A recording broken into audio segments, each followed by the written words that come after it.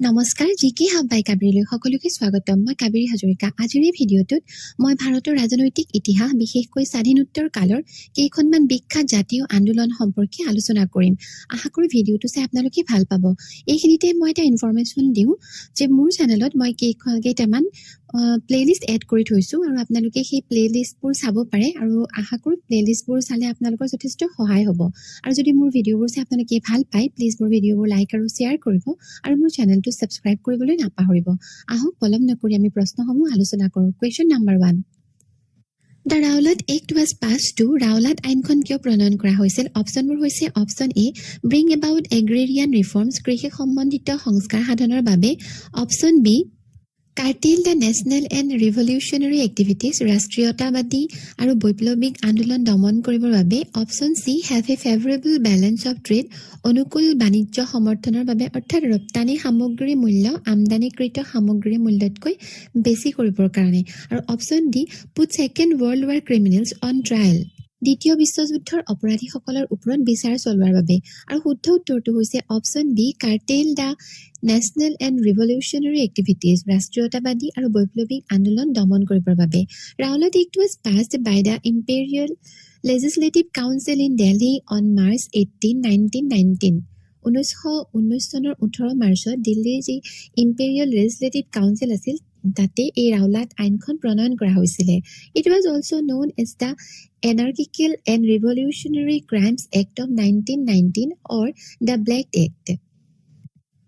এইখনক 1919 চনৰ অৰাজক আৰু বিপ্লৱী অপৰাধ আইন বুলিও জনা যায় আৰু লগতে ব্লেক এক্ট বা ক'লা আইন বুলিও জনা যায় এই আইনে চৰকাৰক বিশেষ ক্ষমতা প্ৰদান কৰিছিল সন্দেহজনক ব্যক্তিসকলক বিনা বিচাৰে অৰ্থাৎ জধে মধে বিচাৰ নকৰাকৈ আটক কৰিব পাৰি সংবাদ মাধ্যম আৰু জনসাধাৰণৰ বা জনসমাগমৰ ওপৰত কঠোৰ নিয়ন্ত্ৰণ আৰোপ কৰা হৈছিল ইয়াৰ দ্বাৰা জনসাধাৰণৰ মৌলিক অধিকাৰসমূহ সীমিত কৰা হৈছিল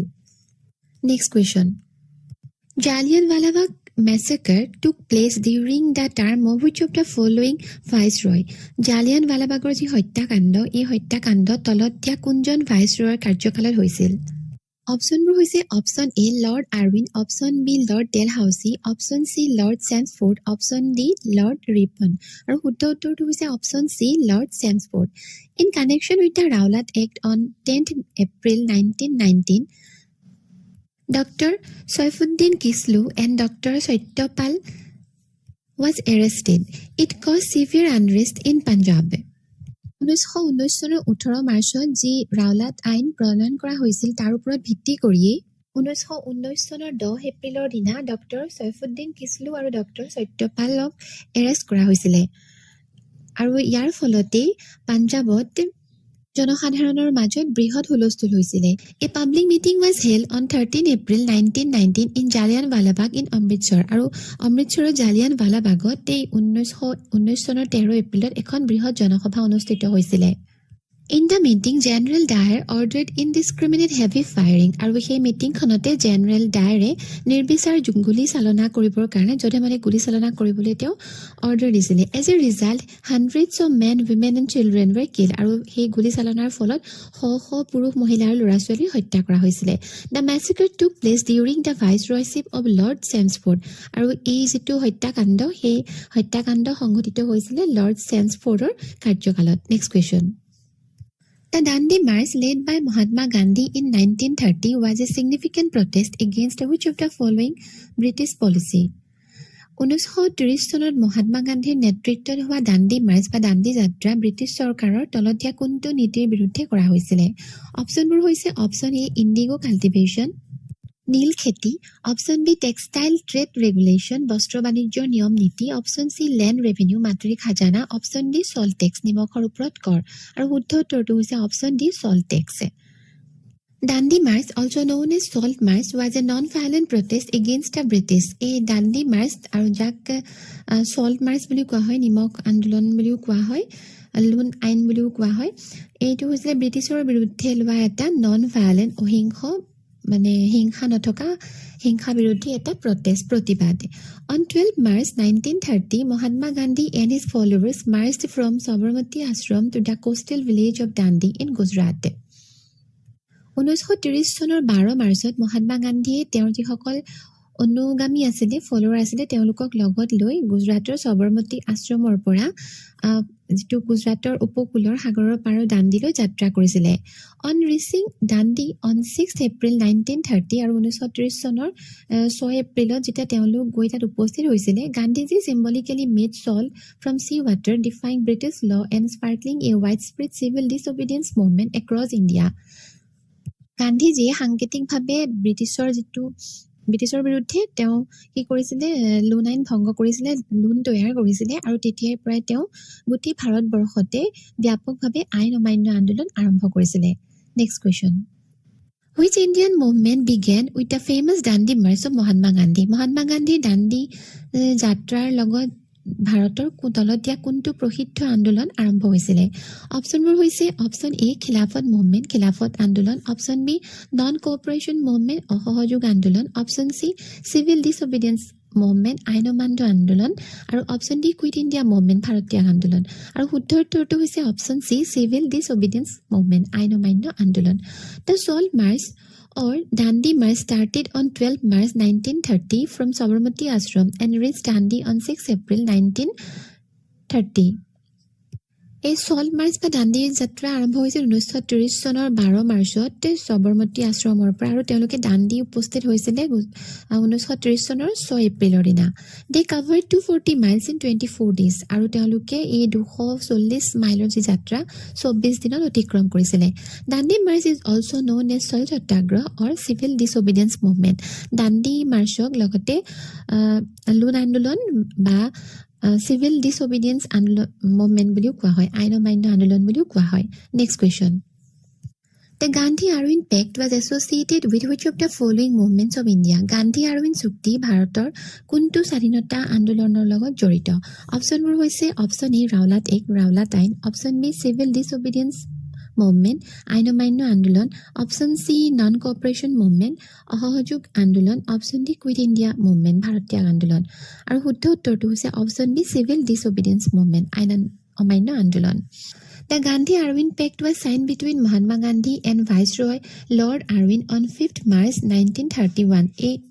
গান্ধী-আৰউইন চুক্তি মহাত্মা গান্ধী আৰু ভাইচৰয় লৰ্ড আৰউইনৰ লগত 1931 চনৰ 5 মাৰ্চৰ দিনা স্বাক্ষৰিত কৰা হৈছিল as a result Gandhiji discontinued the civil disobedience movement and agreed to attend the second round table conference in London আৰু ইয়াৰ ফলস্বৰূপে এই চুক্তিৰ ফলস্বৰূপে গান্ধীজীয়ে আইন অমান্য আন্দোলন ডিছকণ্টিনিউ কৰিছিলে মানে স্থগিত ৰাখিছিলে আৰু লগতে তেওঁ লণ্ডনত হোৱা ছেকেণ্ড ৰাউণ্ড টেবল দ্বিতীয় ঘূৰণীয়া